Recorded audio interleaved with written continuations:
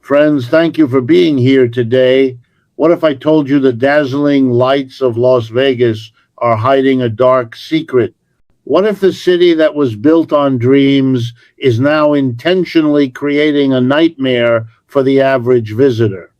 Imagine this scenario. You walk into a Las Vegas casino anticipating glitz and glamour, but instead you are confronted with $60 check-in fees, $50 resort fees, and $25 cocktails. As one Redditor expressed it, this is why we just sleep in the car. This isn't accidental. Casinos are squeezing out the middle class. With visitor numbers down by 11.3% in June alone, representing 400,000 fewer people, Vegas is confronting its most severe tourism crisis in years. Let's delve into the details. First, there is the deliberate elimination strategy. The chief executive officer of Caesars Entertainment, Tom Reeg, stated it plainly during a 2023 analyst call: "You're kicking out the lowest end." I see no reason that needs to stop or would stop. Consider that for a moment. The CEO of one of the planet's largest casino corporations openly conceded that they are intentionally alienating their customers. Second, we have the death of Vegas magic. Do you recall when Vegas was centered on spectacle for everyone? When families could observe the Mirage Volcano erupt for free or enjoy the pirate battles at Treasure Island? Those times are gone. The iconic Mirage Volcano, which had been amazing visitors since 1989, was demolished in August 2024 to create space for Hard Rock's guitar-shaped tower. On its final evening, crowds filled the sidewalks, eager to witness one last piece of Vegas history before it disappeared forever. But the volcano was not the only casualty. Treasure Island's pirate shows, initially the Battle of Buccaneer Bay and later Sirens of TI, entertained millions over a span of 20 years before being permanently closed down back in 2013. These were not merely shows. They were complimentary attractions that attracted large audiences and generated the electric atmosphere that made being a high roller a worthwhile experience. Even smaller attractions are vanishing. Marvel's Avengers, STATION, at Treasure Island closed for good on January 1st, 2024, leaving another void where wonder once existed. Third is the high roller obsession. So, who are the casinos pursuing instead? The whales players who wager millions of dollars per session, such as Australian billionaire James Packer, who frequently places bets in the millions at Bellagio and Venetian, or Floyd Mayweather, whose appetite for gambling is immense, to put it mildly. These VIPs receive treatment that sounds like a fantasy. Private jets or helicopter transfers, chauffeur services with high-end vehicles like Rolls-Royce or Bentley, and opulent penthouse suites and villas, several of which are accessible by invitation only. But here is the inconvenient truth. According to John Rosman's book, Legalized Gambling, America's Bad Bet, it is actually the gamblers from the lower and lower middle classes in the United States who supply much of the gambling revenue, not the high rollers. Vegas is in effect driving away its most essential customers. Fourth is the price gouge strategy. How are they pushing you away? Let me list the methods. Resort fees, have surged. MGM Resorts increased its resort fees by $3 to $8 per night in December 2024, marking the second increase of that year.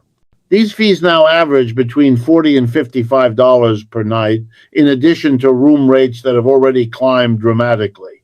The gambling odds are worse.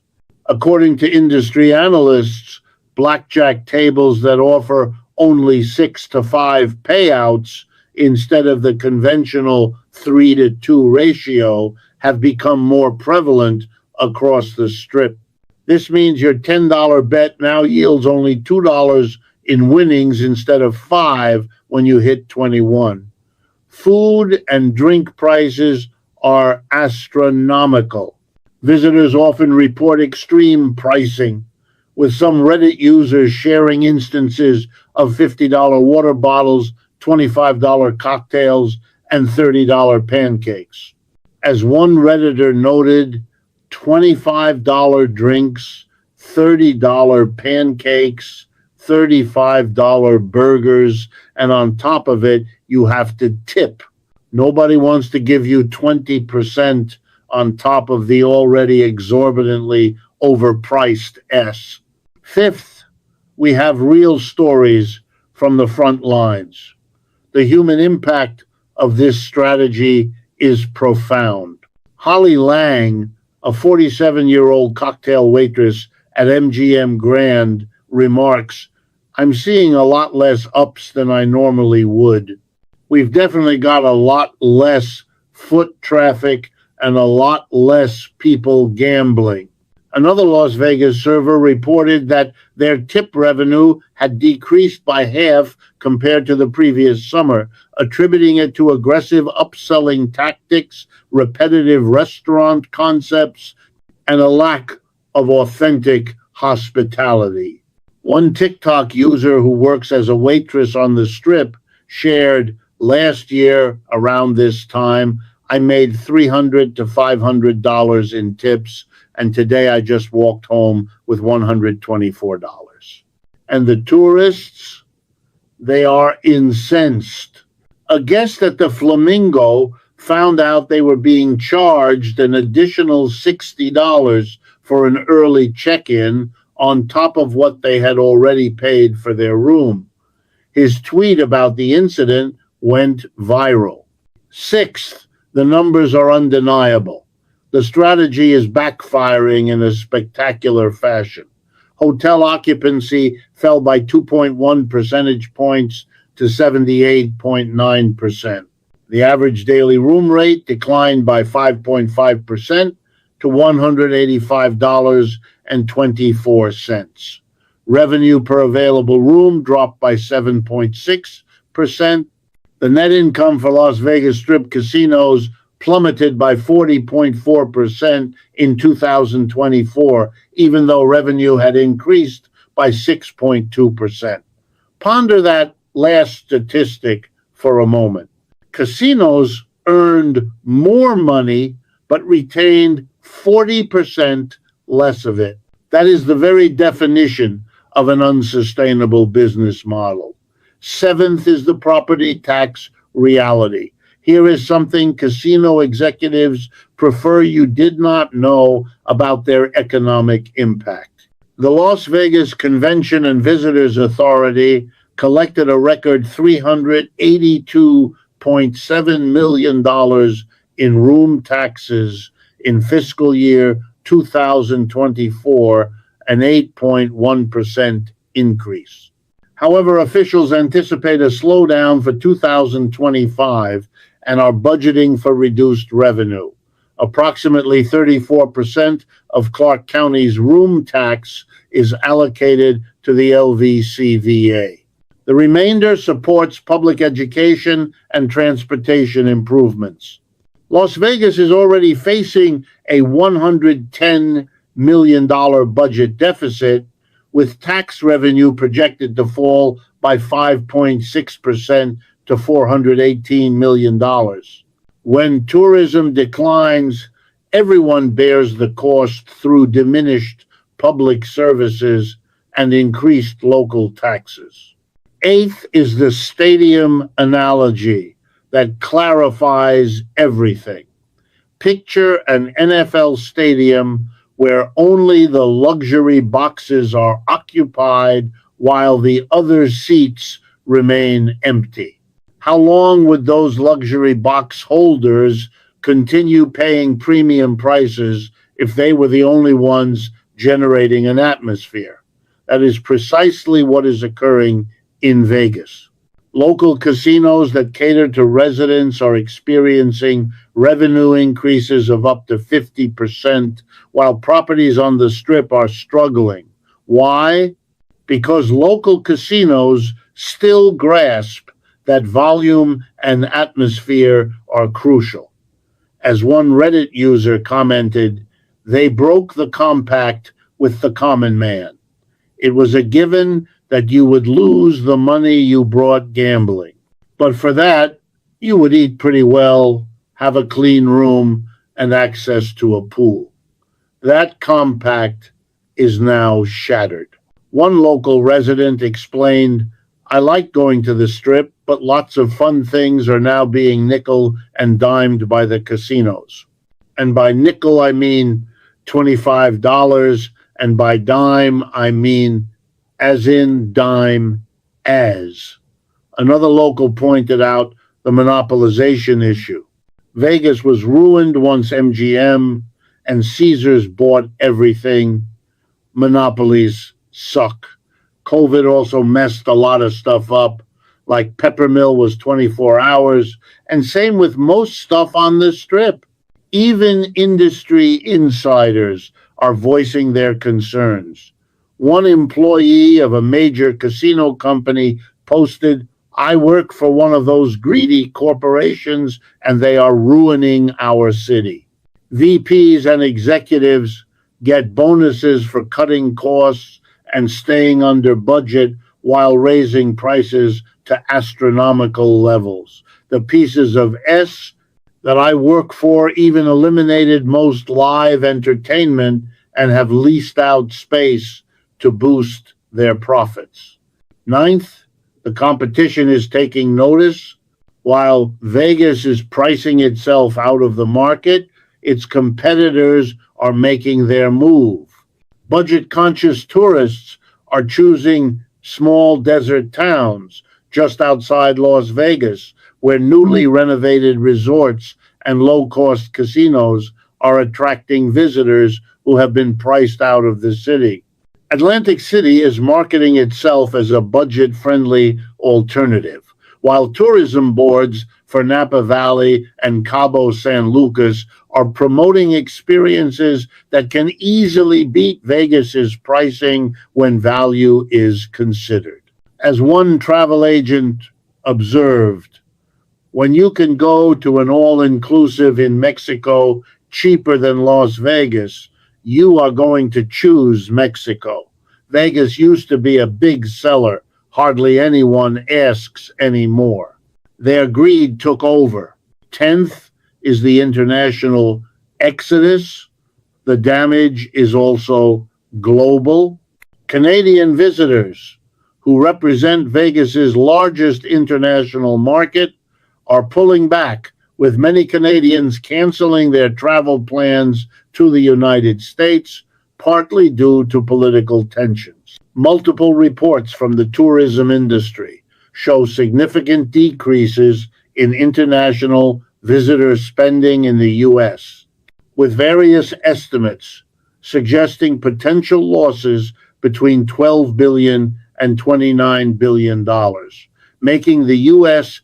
one of the few major economies to experience such a decline in international tourism revenue. But here is the twist that casino executives hoped you would never uncover. This is not just about greed, it is about desperation. Younger generations are moving away from traditional casinos in favor of online gambling. One expert noted, young people have 40 options to gamble on their phones from the comfort of their own home. The U.S. online gambling market reached $12.68 billion in 2024 in direct competition with Vegas's traditional business model. So, instead of innovating and adapting, the casinos have doubled down on squeezing their remaining customers even harder. Do you want to know how bad things have become? As of March 2025, only 8 all-you-can-eat buffets are left on the Strip, a sharp decline from the dozens that existed just a few years ago. The ones that remain are double or triple the price, with deteriorating quality and customer service. The buffet was the ultimate Vegas equalizer, a place where a construction worker from Ohio could dine next to a millionaire from Manhattan. Now, even that democratic tradition is gone.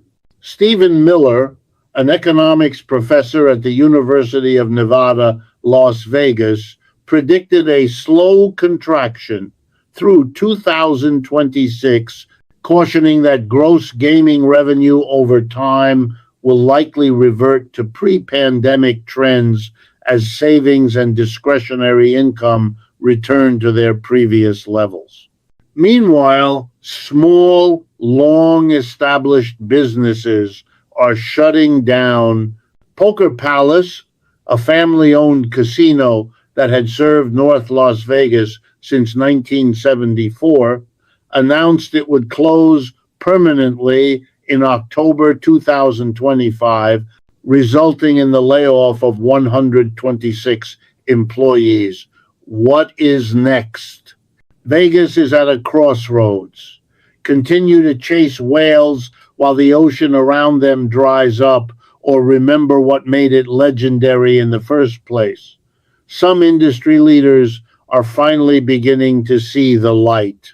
Tourism consultant Desiree Stokes Bloom recommended a moratorium on resort fees to stimulate interest in travel to Southern Nevada, though so far only Resorts World Las Vegas has eliminated these fees.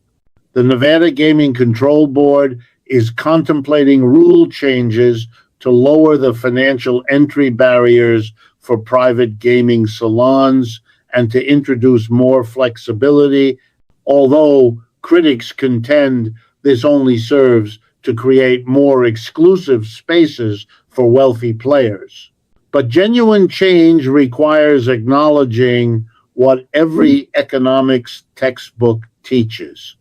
A sustainable business cannot be built on eliminating your customer base. This fundamental shift represents a dangerous transition from an experience economy to an extraction economy. The old Las Vegas model was built on a simple premise: use affordable luxuries and free spectacle as loss leaders to create a vibrant, bustling environment that encouraged gambling. The $9.99 steak dinner, the complimentary drinks, and the erupting volcanoes were not just perks. They were calculated investments in atmosphere. They made the average tourist feel valued and created a sense of shared excitement that was intoxicating.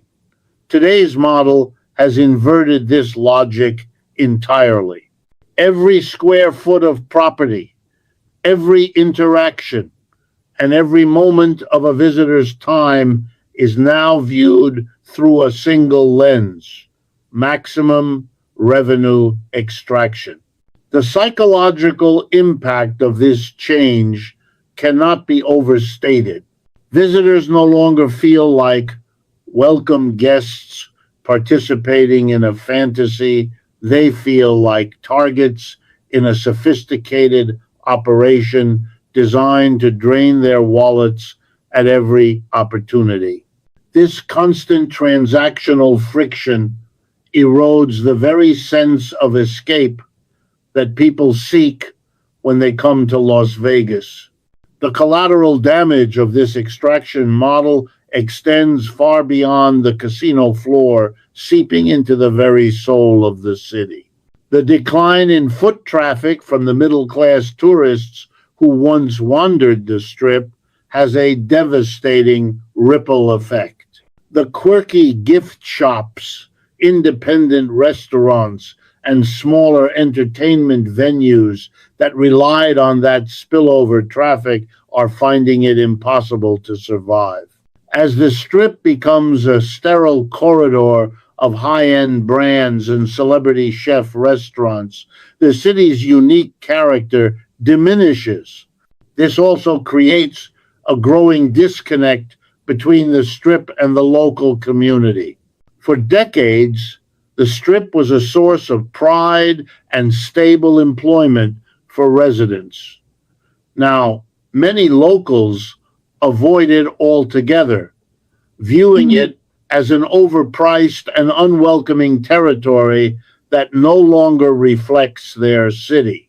This cultural chasm is perilous. As a city that loses the support of its own residents is a city that has lost its foundation. The vibrant ecosystem that made Las Vegas a world-class destination is being systematically dismantled in favor of a short-sighted, unsustainable monoculture of elite luxury. Furthermore, the long-term brand damage being inflicted may be irreversible. Las Vegas spent more than half a century meticulously building a global brand identity synonymous with fun, accessibility, and the promise that anyone could experience a taste of the high life. It was the ultimate democratic escape. This new strategy is aggressively torching that hard-won brand equity. Word of mouth and social media now paint a picture of Vegas not as an escape, but as a ripoff. Once that perception solidifies, it will be incredibly difficult and costly to undo.